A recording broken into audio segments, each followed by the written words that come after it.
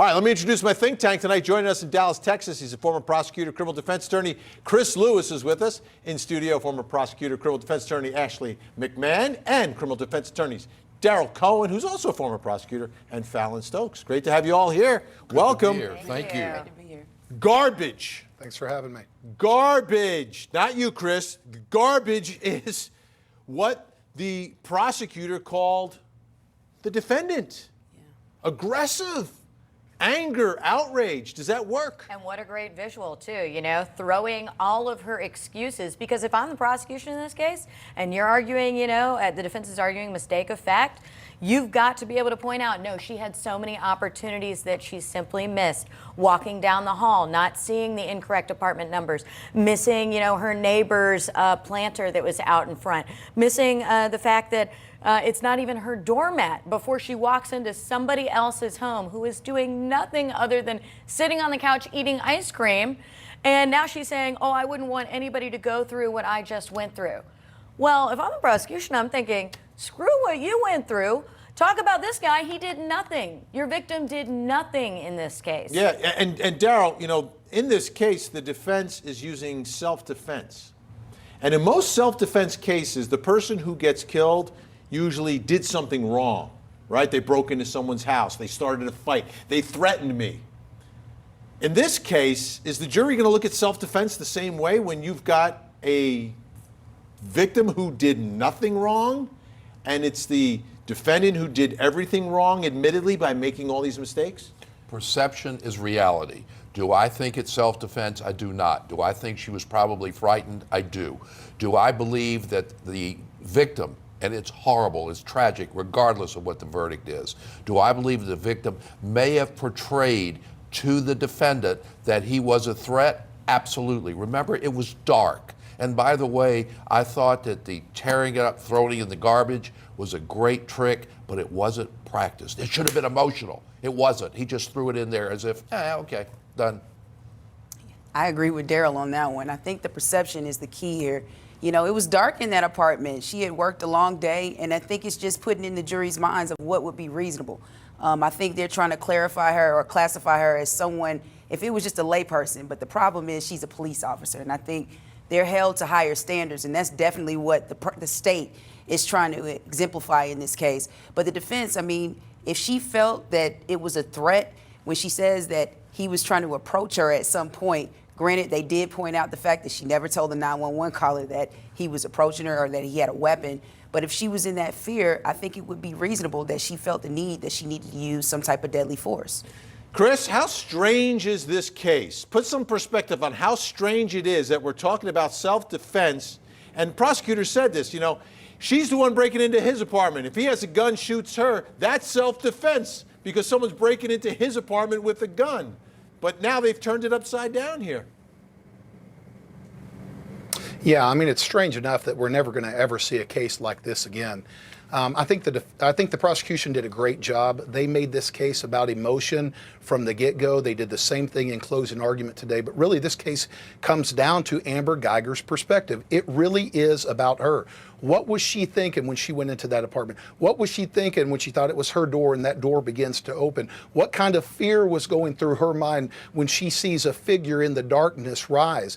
And was this all reasonable? This case all has to do with mistake of fact. And if the jury believes that there was mistake of fact, that there was a reasonable mistake of fact, then murder's out the window. I don't think you get even close to murder in this case.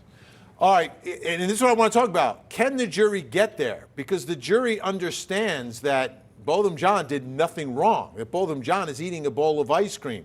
Can the jury separate the big picture from looking at the case with that same narrow vision that Amber Geiger had? Can they make the jury do this and not see the whole picture? That Botham Jean did nothing wrong. Instead, we're looking at it like this, like Amber Geiger did. Can the jury end up doing that, Chris, in Texas? You know these folks. I think they can. I don't know that all 12 of them can. The reason, what the state did in this case is what the defense does in a lot of cases. Argues the emotion of it. There's almost an element of jury nullification there. And it's valid, though. I mean, what the defense needed to do, and I think that they did the entire time, we don't need to criminalize tragedies. This is tragic. Nothing we say, nothing we're going to do is going to change the fact that Botham Jean should not be dead. He should be here. But the question is, was this an intentional act where there was no defense and there was no justification? I think the answer to that is no. Will we get all 12 jurors saying, and you got to also remember, here's the other thing about a defense like mistake of fact. The burden goes back to the state. The state has to prove beyond all reasonable doubt that this was not a mistake of fact. Otherwise, they're instructed to acquit. I think it should be acquittal on the murder. I think the bigger question is going to be the manslaughter. Mistake of, Daryl, the big picture, everyone knows the big picture. It's not like a secret. They know that this was wrong, this shouldn't have happened, and there's only one person to blame for all of it. How can they say not guilty? They can say not guilty because if they put themselves in the body, the face, the mind, and the eyes of Amber Geiger, who right now is pretty radioactive, if they put themselves in her mind and she saw, the picture she saw is her bigger picture. And they have to remember, this happened in just a split few moments. This wasn't planned over weeks, days, hours, not even minutes. So yes, a jury can. Whether they will or not, that again, that's a jury decision. I don't think anybody's arguing that any part of this was premeditated. I mean, No, don't it's have so to in obvious. Texas. Don't Right. have to in Texas for murder. Right, but I agree with Chris. I don't know that you're going to get all 12 jurors to get there on murder. Manslaughter is the issue. And I think you are going to be able to, I think the prosecution's done a good job in being able to convince the jury in this case that, look, there were so many more steps then, because the defense just wants you to focus on the moment she opens that door, that 1 second of fear, okay? And if I'm the prosecution, I'm pointing out there's so many steps along the way that were not reasonable decisions that were made by her, so many red flags that somebody in her position should have noticed that she failed to do so. I think you can get them on manslaughter. I want to debate this murder manslaughter, but I want to finish this other part of it, where a jury understands this case. They understand all the implications associated with this case. And have you, in your experience, ever seen a jury just look at someone who did something terribly wrong, killed someone who is 100% innocent, and said, "The law's the law. Have a nice day"? Yeah, I mean, you want that type of jury that's going to be fair and impartial, but look at the law for what it is. I mean, if it doesn't meet the elements for a murder, or if it doesn't reach to that level, then you should acquit. I mean, I think the question, like the panel has been saying, is going to be manslaughter. Were her actions reasonable in that situation? We know the steps that were taken, but, as Ashley stated before, it was some missteps. Would I have taken, or that reasonable person, if that juror is looking into Geiger's eyes, would I have taken those same steps and proceeded and used my weapon and used deadly force? All right, there's a debate brewing here tonight, folks, and it looks like it's me versus everybody, including Chris Lewis, who appears to be much larger than I am. Okay, manslaughter versus murder in this case. Don't forget the testimony of the defendant herself. She said on the stand for this jury, "I intentionally and knowingly shot Botham Jean." Why isn't that murder? That's next.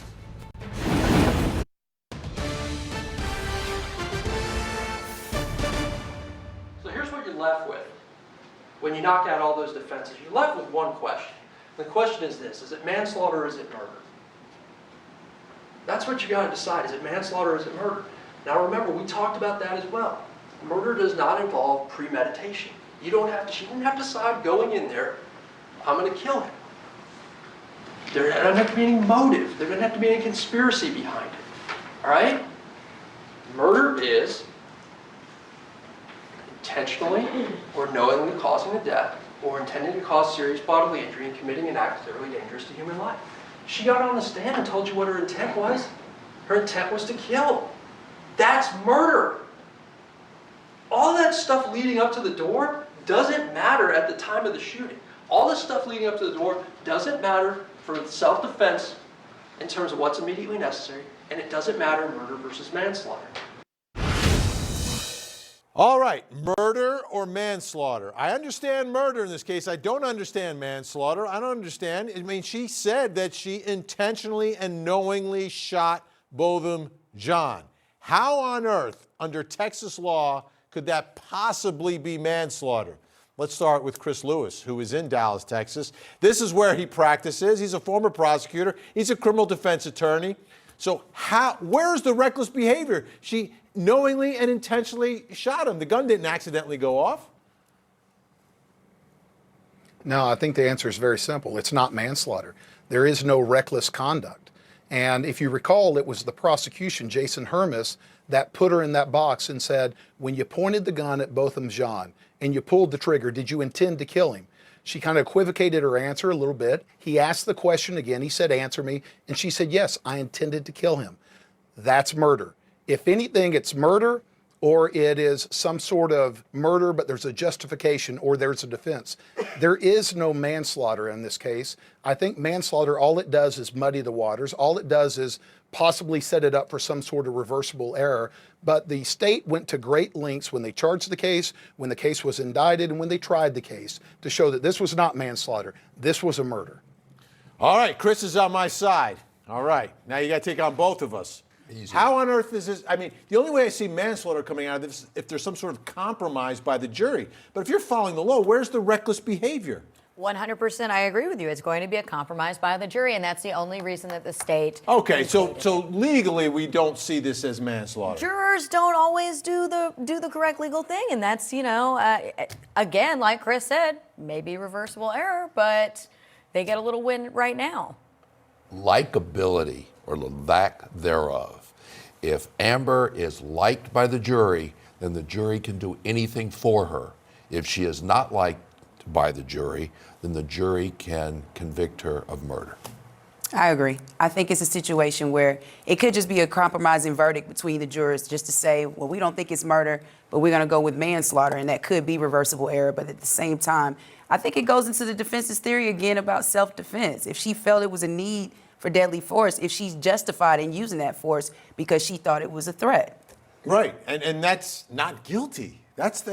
This to me, this is all or nothing, but it's not all or nothing. They do have room for this compromise. All right, I want to take a listen to more of the closing arguments today. First, we'll take a listen to the prosecution, followed by the defense. A guilty verdict in this case does not mean you hate police. This has got nothing to do with politics. And let me tell you something. The majority of police officers do a great job. They do a great service for us. We saw multiple police officers here that tried to save Bo's life, right? Those were good police officers. A guilty verdict is not saying you don't like police. This has nothing to do with that. This has to do with that defendant making unreasonable decisions that put her in that seat and Bo in the ground. That's what this case is about. To convict someone of any criminal offense and murder, it's beyond a reasonable doubt. The highest burden under the law. That burden is on them and it never shifts. The defense has no burden to prove. And when self-defense is raised under the law, the state of Texas must prove beyond a reasonable doubt the defendant wasn't acting in self-defense. That's the law. You know what I find fascinating about Jason Fine's closing argument, saying this doesn't mean you hate police officers, but the way this case was tried, they attacked the police, the prosecution. Not just Amber Geiger, the police officer charged with murder here, but the other ones who were doing the investigation. So I wonder how that's. Chris, I'm going to start with you in Dallas, Texas. What's the temperature in the ground right now? The relationship between the citizens of Dallas and police. Is this a super pro-police town, or is this a town like many other cities that are having some issues now? No, I think it's definitely a town. I mean, we're a big urban city. It's definitely a town where there is a love-hate relationship between the citizens and And the police department, Dallas County is a county, it will hold the police accountable. It will find people not guilty of crimes where in other places it would be a layup guilty verdict. So there is definitely some interplay there that's important to understand the dynamic. The argument, I think what Jason was trying to do there, Jason Fine, is he was trying to come back around. So for those individuals on the jury that might be pro law enforcement and they feel like they were too hard on law enforcement, let's say, hey, we really like law enforcement. Most of them do a good job. This was just a bad cop, or this was a bad decision made by somebody who was wearing a police uniform. Yeah, but here's my thing, though. It went beyond that. I mean, the entire investigation by the police was questioned and attacked by this prosecution throughout. Right. So do you think that it might be too little too late for 1, 2, 3, or 4 jurors that really, believe in law enforcement, that prosecutors may have crossed the line here? No, I don't think so. I mean, at the same time, we're just trying to look at Geiger's perspective when she was in this moment in time. But from the get-go, they tried to make this about, you had a black man in an apartment who gets killed again by a police officer, an unarmed black man, which I don't think this case is definitely not about that in this situation. But even if you have jurors on that panel who are pro-law enforcement, or if you have jurors on that panel who do not like law enforcement, I think it puts you in a perspective where he did a great job to say it's nothing about liking the police, if you like the police or you dislike them. It's just about whether this was reasonable and if her acts were justified. All right, when we come back, we're going to do this. Arguments are made by lawyers, but is there any evidence to back it up? We're going to break down the prosecution and defense, the arguments and the evidence, and we'll begin with prosecutors. Amber Geiger was a Dallas police officer who returned home to find a man in what she thought was her apartment. She shot him thinking he's an intruder. She's claiming she made a mistake. He is shot dead in his own home by her. I was scared he was going to kill me. How will this verdict impact the Dallas community as we near the end of Amber Geiger's murder trial?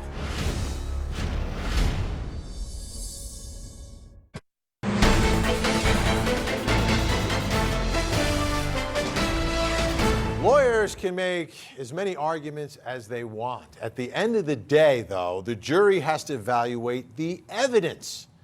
And the question that I always ask at the end of someone's closing argument is, does the evidence support the argument? So we're going to break down now. We're going to start with the prosecution and take a look at their arguments and the evidence. Does it match up, and will it be persuasive for this jury? And we begin with that very dramatic opening moment we've been talking about and ask the question, was it garbage? My mind was racing. I didn't know where I was at. I had this guy laying on the floor. I wanted paramedics. It was so much processing through my mind. I would never want anybody to ever have to go through or even imagine going through what I felt that night. I never want anybody to ever have to go through or even imagine going through what I felt that night. That was one of the very last things the defendant said when she was on the stand. Are you kidding? That is garbage. Most of what she said was garbage. Most of what she said was garbage. Is that a persuasive argument? Does the evidence back up that argument? Ashley, what do you think?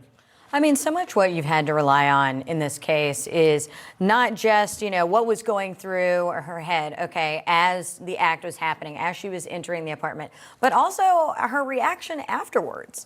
And I think this is where the prosecution has a great opportunity to say, look, when she's on the phone with 911, she's saying, I'm going to lose my job, I'm going to lose my job, and repeats that multiple times while she's calling for an EMS. You know, prosecution is able to look at that and say, look, if she was reasonably in fear, all of a sudden now she's not, and the first concern is not whether or not he lives, it's whether or not she keeps her job. I think it's fair to say that, yeah, what she's saying on the stand now, in retrospect, you know, could be garbage. And I think it's reasonable for a jury to believe that. Most of what she said was garbage. I think what she testified to, not just what she said, but what she testified to, in her mind, it was very similar to what she said in the beginning. I don't consider it garbage, but I understand why the prosecution would. But will the jury, do you think it'll be persuasive to the jury to basically discount most of her testimony as just garbage? It depends. If she's likable and she has likability, the jury will give her jury nullification. We talked about that earlier. But if they don't like her, she's convicted of something, be it murder or something else. Was it garbage? Was most of it garbage? I think it's dramatic. When you do closing arguments, you want to say something that catches the jury's attention. And I think he did a great job in that closing argument in just equating, like, her testimony is garbage. We have a life that's lost. So how could the nerve of her to say, this is a scenario, we should feel sympathy for her in this situation. It's a life that's gone. But at the same time, it's whether this jury likes her. What's reasonable? Is she relatable? I mean, she looked devastated on the stand. You could just tell, like, she's probably not getting sleep, the stress of this trial, the stress of the whole situation, that she may go to prison for killing a man. So I think it was relatable. The jury can relate to her. She was likable in her testimony. But then again, it's just that factor, what's reasonable and what they believe. All right. Next argument made by the prosecution. She shot to kill. She made that decision outside the door. She was going to go in commando style and just execute whatever was in there without thinking. And that's not reasonable either. She had other options. As that door began to open, what were you looking for? What was going through your mind? My cat, since I knew somebody was moving around inside my apartment, I wanted just to find that threat. When you shot at Mr. Jean, you knew you were using deadly force against him. Yes. You know what a bullet can do, don't you? Yes, I do. And when you shot at him twice, you intended to kill him. Yes, sir. All right. So all this stuff about it being a sad mistake, at the moment in time when rubber meets the road, when you pulled that trigger, you intended to kill Mr. Jean. He was the threat. Yes, sir. Will you answer my question? When you aimed and pulled the trigger at Mr. Jean, shooting him in center mass exactly where you are trained, you intended to kill Mr. Jean. I did. I thought that was a really important part of the cross-examination of the defendant. Chris, we talked about this once already tonight. Is this persuasive in front of the jury? Her basically saying that she shot to kill. She intended to do it. Well, sure, it's persuasive, but it's persuasive to both sides. I mean, certainly the prosecution wanted to get that out. That's where I thought they gutted any possibility of a manslaughter charge. But it's also persuasive for the defense. The defense is not contesting that she shot and that she killed, or that she shot to kill. Of course that happened. It's why she shot that's important. So I didn't think that really moved the needle for one side or the other. It's kind of why we were all here to begin with. How about hearing it on the stand from her own mouth? I agree with Chris. I think it was a dramatic thing to hear, to have a defendant, because how often are you going to have a defendant in a case, first of all, take the stand, and second of all, admit, yes, I intended to kill this person. This is a rare case. We're not going to have this come up again probably for a very long time, I would imagine. And it's dramatic, but I agree with Chris. I think it cut both ways for the defense and for the prosecution. So I don't know at the end of the day that dramatic moment actually makes a difference in our verdict. I think it could have. I agree that it could have cut both ways, but the way she handled it, her demeanor, her meekness said yes. And by the way, there isn't a law enforcement person around that doesn't shoot to kill when he or she pulls their weapon. They shoot center mass. You cannot shoot for the hand. You cannot shoot for the foot, because if you miss, the person you're shooting may get you.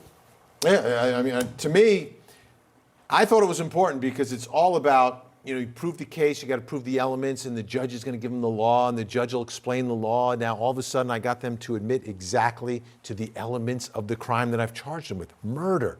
To me, this was so important. I understand the self-defense aspect of it, but when you have her on the stand saying to herself, I think it's powerful, but it again, two sides to the story. All right, next piece of evidence and argument is all about Amber Geiger when she opens that door, what she says. Let me see your hands. The physical evidence. He's laying right by the couch. He has no pockets. She says she's looking for his hands. He has no pockets. Even if he's coming towards her, his hands are going to be out. But where his hands were getting up off that couch. That's where they were. You guys all know that's the truth. You know it. Pulled my gun out and I yelled at him. It's like, let me see your hands, let me see your hands. What was the figure doing? Moving around. Yeah. Did that cause you some concern? Yes. Why is that? I couldn't see his hands. You didn't express one time that you shot him because he was coming at you. I did not on the phone. Sorry? I did not over the phone. You did not express one time that he was armed. I did not. You didn't say one time that he put you in fear. I did not. Also, when officers Blair and Lee arrived and came in, you met them in the hallway. Yes, I could. Yes, I did. You also told them that you shot a person thinking that this person was in your apartment. I did tell him that. You didn't say one time, I thought he was armed, did you? I did not. You didn't say one time he was coming at me, did you? I did not. This, to me, this is another important part of the prosecution case. Let me see your hands. He's got no pockets. So is she just not seeing? I mean, he could be showing her his hands and she doesn't see it. Yeah. Is that still reasonable? Because to me, this is where prosecutors say this is unreasonable what she's doing now. She's saying there's a threat because she doesn't see his hands. Well, that's on her. He's got no pockets. Where are his hands? She doesn't know. Here's a complete missed opportunity for the prosecution. Why do we know that she yelled, let me see your hands?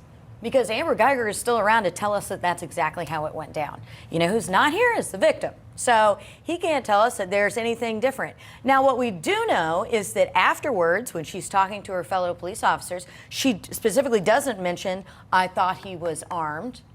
I asked to see his hands. She's telling us this later as she's collecting her thoughts. If I'm the prosecution, I'm telling the jury all day long, look, we know this and we know how it went down because Amber's the only one who can tell us how it went down. And she's got police training and she knows if she didn't ask that and if she didn't yell that, her case doesn't look very good. I think it's a missed opportunity for the prosecution on that. Chris, where were his hands? I mean, she has no idea. Nobody has any idea. He may have had them right in front of him. Well, that's true, and I agree with everything that's been said. We've got to remember, though, just arguments made after the fact about the shorts. She wasn't in a position to see that he had shorts on that had no pockets. We're talking about, we're Monday morning quarterbacking this thing. We are talking about things that are happening very fast. Life and death decisions that are happening on the spot. We have the ability to go back after the fact when you're in a court of law and ask about all these nuances, but really, is that how real life plays out in life and death circumstances? That's why the law provides for mistakes. It doesn't mean that it was right. Was it reasonable? Want to move on to the last argument that we're going to talk about from the prosecution perspective, and this is probably the most difficult argument for them to win and the most important, which is, was this mistake reasonable or was this an unreasonable mistake? There are 5 things that she missed right there. 1, the apartment number, okay? Look up a foot, not that difficult. Can't do that? Look down at your feet. You're standing on a bright red mat. Did you see any other brightly red-colored floor mats anywhere along that pathway from the entrance to the 4th floor to here? No, sir. Can't do that because your eyes don't function up or down? Well, guess what? When you're putting the key in the hole, your eyes have to be looking somewhere, right? She doesn't see the red blinking light. All right, what about the sensation from going to concrete to carpet? You can tell the difference, and you know how you know she can tell the difference? She said that she felt when she was standing on the threshold, and then, all right, let's open up the apartment, and then get hit with this cloud of marijuana smoke so thick that Ranger Armstrong said 2 days later it reeked of marijuana. And I did smell the odor of marijuana. Basically, how me and Bo were both smoking weed, and we kind of knew that it was coming to our door because of maybe the scent of the weed. All right. Now, when you put all that together, which is what prosecutors want this jury to do, does that make her mistake unreasonable? I mean, I don't think it does. I think it was a yes/no question, ma'am. I don't think it does. I mean, in Okay. this situation, we talked about it earlier that 23% of the residents admitted to either going to the wrong floor, wrong apartment, wrong door. And like she said, she had tunnel vision, a long day at work. She's carrying all this heavy equipment. She's on her phone. She's not paying attention like she probably normally would. And she's trying to enter what she thinks is her apartment. So even though you have all these points of reference that you would think, okay, let me take a step back, I'm going to the wrong apartment, it still didn't register in her head. And once she noticed that that door was open and it was ajar, she went full into probably police mode to protect herself, thinking that it was a threat possibly in her home, and she had to defend herself. Was it unreasonable? I think you have to realize that she's left work. She's not a police officer now. She's a regular resident, and she's distracted. She's on the phone, whatever she's been doing. And her key worked, she thought. Then, when she saw what she thought was a threat, she then went into partial police mode. Yes, I'm going to defend myself, keep one hand free, pull a gun. Let me see your hands now. Hey. I think what she did, again, going back to her likability, her credibility with the 12 men and women of that jury, could very easily be a mistake that they will purchase and they will acquit her. It could also be, if they don't like her, they're going to convict her. When we come back, we'll take a look at the defense closing argument and see the evidence that may or may not support those arguments, and will they persuade this jury? Next.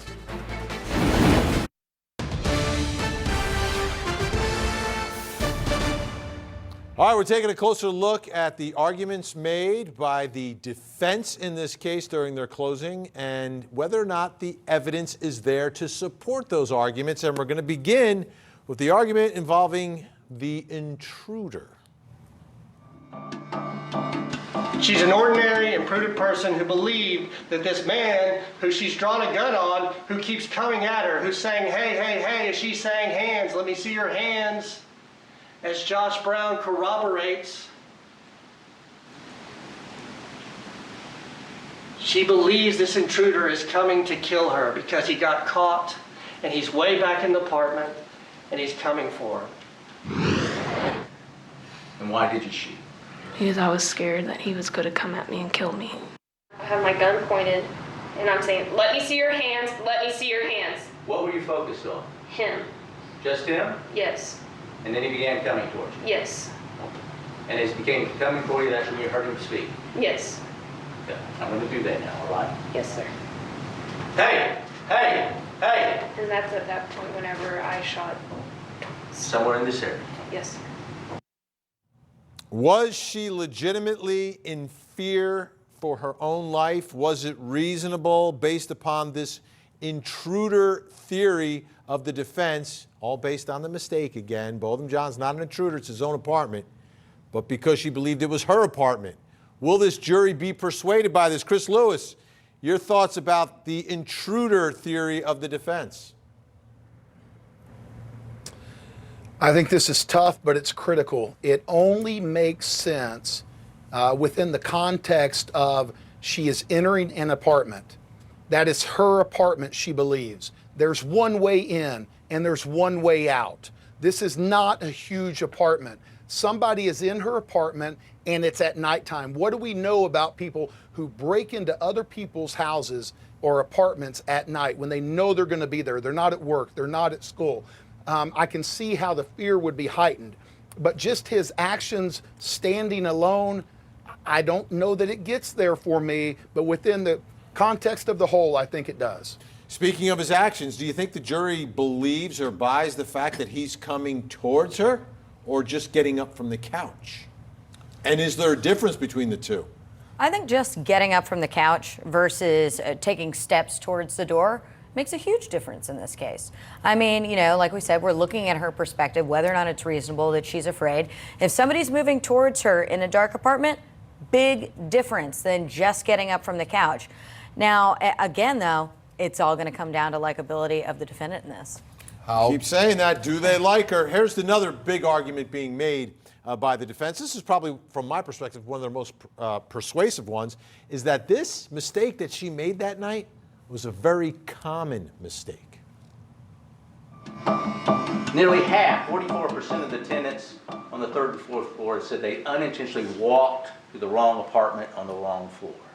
44%, that's 92 people, said they'd done the same thing Amber Geiger had done. So when you're considering whether it's a reasonable mistake, consider that. How many on all floors had walked to the wrong apartment on the wrong floor, put their key in the door? Of all floors, Yes. that would be 15%. So about 46 That's correct. individuals, and then was it a higher percentage of just the individuals that lived on floors 3 and 4? Yes, it was. Had you ever gone to the wrong floor before? Yeah. Yes? Yes, ma'am. And on this one occasion, when I came back, I only went up one flight of stairs, I suppose, rather than two. So I just opened the door, right? Didn't use my key or anything. And I, as it turns out, was walking into the second floor apartment.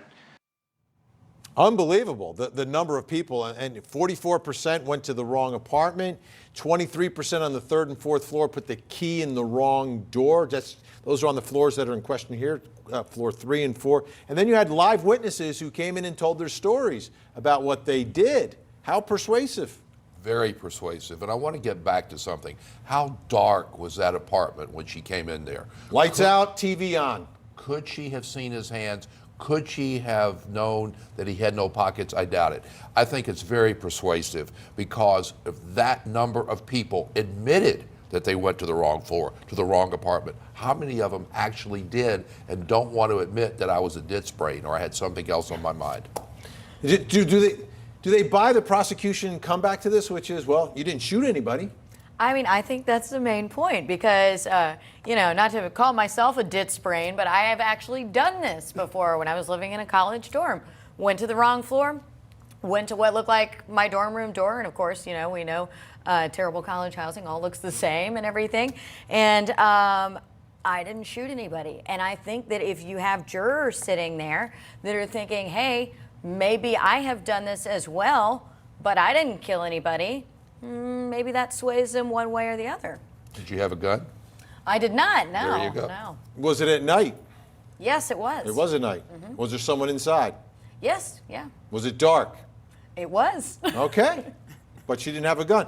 And Chris, will folks in Dallas buy that argument? Because, I mean, of the many states of the United States, I mean, Dallas gun rights owners are pretty active, as they are here in Georgia. Will they say, well, they didn't shoot anybody and this person had a gun, so we're gonna hold her more accountable? No, I think that was the most critical part of this case. I was questioning mistake of fact. You don't see it very often. You don't see it be successful very often. But the fact that all of those people made that same mistake, even the lead investigator, Texas Ranger David Alexander, made the same mistake. But what we've got to remember about her, she's a police officer. She was coming to her home off duty. We expect her to have a gun on her. We expect her to be able to use force and know how to use force and be able to deal with a threat like this. So I think that she's going to be given great latitude as opposed, I mean, we love our guns in Texas, but as opposed to someone who's just carrying the fact that she's that she's a peace officer and that she's carrying her gun and she's coming from work, the jury's not going to hold that against her. Another argument made today by the defense is how long it took for all this to transpire. It was really a split decision. And her heart is beating and she is scared. It's a reasonable mistake anyone could make. And her gun is pulled out and she points it at the thief. And she tells you what she said. Training kicks in this, let me see your hands, let me see your hands. But he's moving around. That frightens her. He doesn't comply. In fact, he comes forward, he's walking. And he's saying, hey, hey, hey. All she's thinking in her mind is ignore my gun. He must have something. He's coming to harm me. And she has to make that split-second decision. And this time it ended in tragedy. What happened was I put the key into the lock. I see that it's cracked open. And at the same time, I'm hearing this moving around. But me putting the key fob into the lock is pushing the door open. And everything's happening all at once. Okay, let me ask you that. We're breaking this down, but how fast can you tell the jury this is happening? Less than 2 seconds. The motions of me doing all this is less than 2 seconds. All right, Val, let me ask you, is the jury going to be persuaded that all this happened so quickly there was no time for any sort of other reaction, like turning on the lights or closing the door, taking cover, running away, or trying to ascertain exactly what was going on? Yeah, I think they can buy it. Like it's a split-second decision she had to make at that moment. When she thought it was a threat in her apartment, you're not thinking about turning on the lights. You're not looking for someone's hands. I mean, I think in trying to make it a determination, it's a leap. She's saying this gentleman, or he was coming at her at the time. It's not a thing if he was just coming off of the couch or trying to lift up and stand up, if she would have reacted the same way. So I think it's reasonable to think that she had to make a split-second decision and she reacted. Look, she's a female police officer. And as a female police officer, she's going to be more paranoid than your average female because she knows what goes on. She goes to scenes and she has seen what has happened to people who have been killed, have been shot. So she goes into fight or flight mode. And because she was a police officer, because she was frightened, she pulled out her gun. And when you pull out your gun, you're normally going to think about shooting it. And when you shoot, you're shooting to kill. I think it's reasonable what she did. I don't know what the jury will think. All right, one more argument from the defense, and that's why didn't she recognize that it wasn't her apartment? It's all because of the tunnel vision. And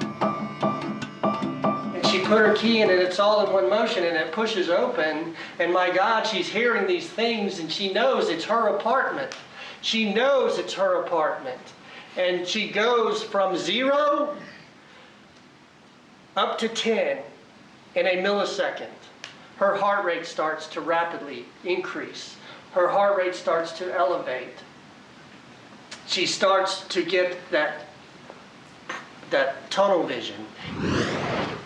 Some of the physical sensations that might be felt by somebody experiencing a scenario, as Mr. Rogers put, would be auditory exclusion, which basically means that you may not hear at the normal volume that you normally would because you're under stress. You may have vision narrowing or tunnel vision, which means you are only focusing on what is directly in front of you, not in your periphery.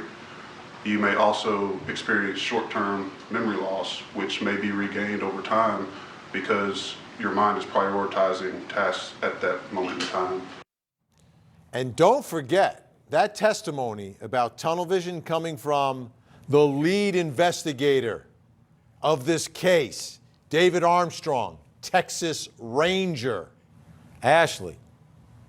I've been saying it from the beginning. I think, the prosecution did a really good job of putting down, and I think I counted them, it was 6 different points that she should have noticed prior to having that fight or flight response. But now she's in the apartment. Now it's the part of determining, well, you've opened the door and you don't recognize your own apartment. Does the tunnel vision argument work? I'm not sure that it holds water in this case. And also, I think we can flip the argument that Daryl made where, she is a police officer. She is trained to control her fight or flight responses more so than your average citizen. So I think the argument can be made just as heavily against her as it can be made for her. Chris, I'll give you the last word on tunnel vision tonight.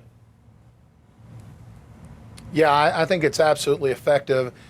In this particular case, when she walked to the apartment, the hallways look the same. She makes the same turn. She goes to the same apartment. And when she opens the door, they're laid out exactly the same. You walk in, the kitchen's to the right, there's a long corridor, and then she sees an individual, whether coming off the couch or coming at her. I think at that point, she locks in. This is a moment, this is a critical moment. She knows that she has to react. Everything else goes away, and you become locked in on the target right in front of you. All right, we know that the jury today took 2 hours, 50 minutes, couldn't reach a verdict yet, but I was on social media today, and the reaction there is a lot of you at home have reached your verdict. We'll take a look at social media reaction when we return.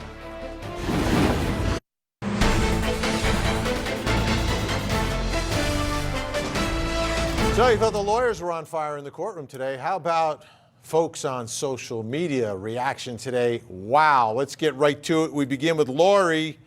She was unreasonable when she saw the door ajar. A reasonable person would have went a safe distance away and called the police. It was unreasonable to enter potentially finding an intruder, shooting and killing someone.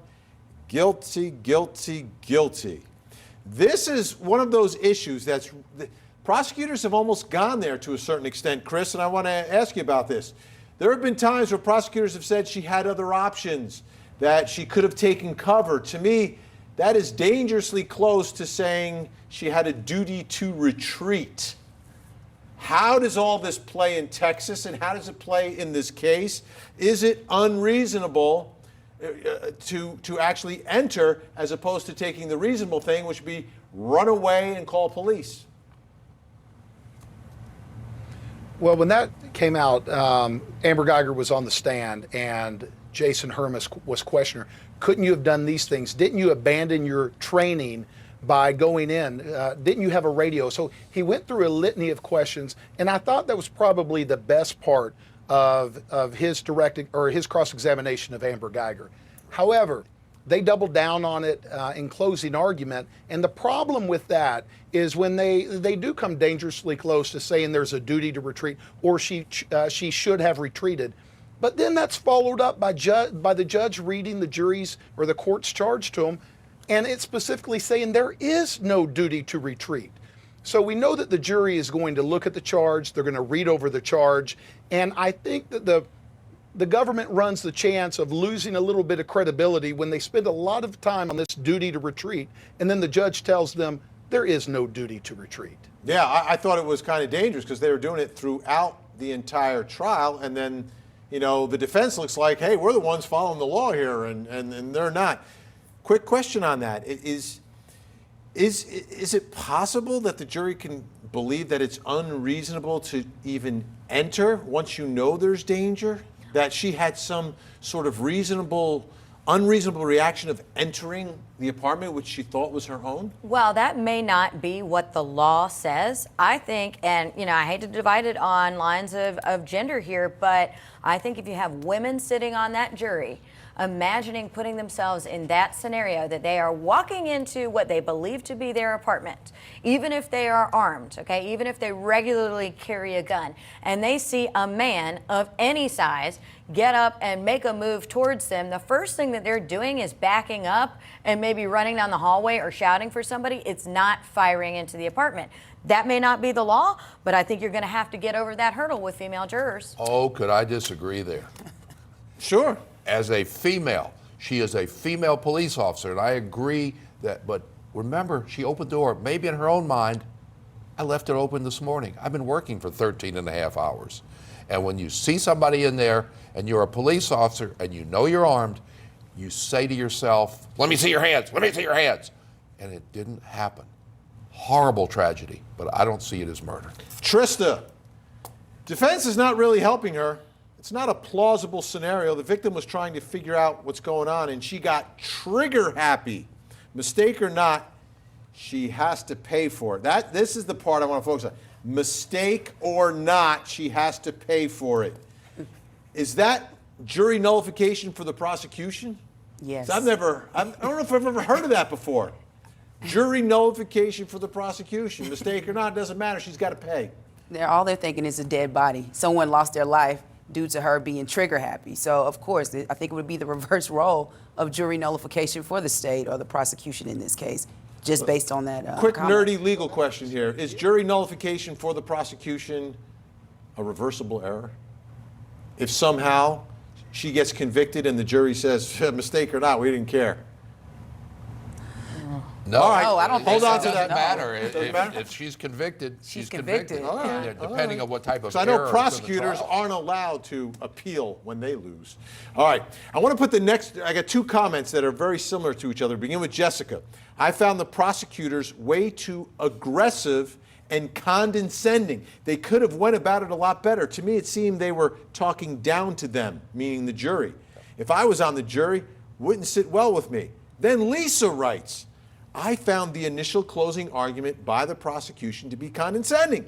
If I was sitting in that jury box, I would feel offended, says Lisa as well. And to me, when I watched it for the first time, and again, I wasn't in the actual room, so it might play different in the room because he's feeling the reaction of the jury. But Chris, I felt like the prosecutor was angry, indignant, but at times he was seeming to point that anger straight at the jury, pointing at him, saying, you promised,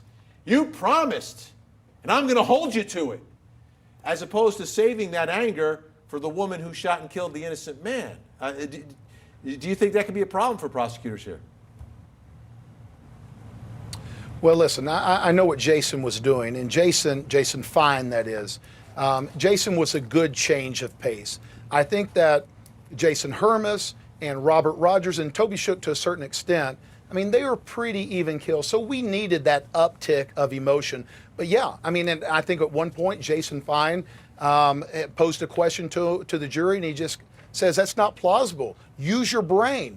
And I think it was misplaced, and I just think in the heat of the moment and in the emotion of the moment and him trying to convey an appropriate passion, it did get directed at the jury. So those that are on board with the state at that point, I think they stay on board. But those that were not on board with the state, that might have been aligned with the defense, I think you cause a bigger fracture with the tone of his argument. Yeah, they not only have to agree with the arguments, but sometimes it helps if they really connect and like the lawyer. I mean, it shouldn't have anything to do with anything. But how do you think Casey Anthony was found not guilty? That jury afterwards said, oh, we really like that defense attorney. Man, that prosecutor, he was so arrogant. Big lesson in that case. All right, Aaron, I understand why the defense wants to throw out as many ideas for reasonable doubt as possible, but at some point, doesn't it weaken their stance if they throw in stuff that is silly? I mean, the ice cream spoon placement, really? Really, Darryl? Well, I think that the defense has got to throw out the case in chief, throw out the best defense, and then little bitty tidbits here and there. And by the way, do you do that? Do you ever throw like as much as possible? That might be reasonable? Absolutely. Okay. All right. Get their mind off of a conviction. Get their mind on the clothing, my facial expression, body language, anything. And by the way, I think the prosecution made a mistake by not talking up to the jury or to the jury. You never talk down to the jury. Never talk down to ever. them. Yeah. All right, folks. Closing arguments today. But the question still lingers. Who had a better day today? Was it the prosecution or was it the defense? My think tank will weigh in on that next.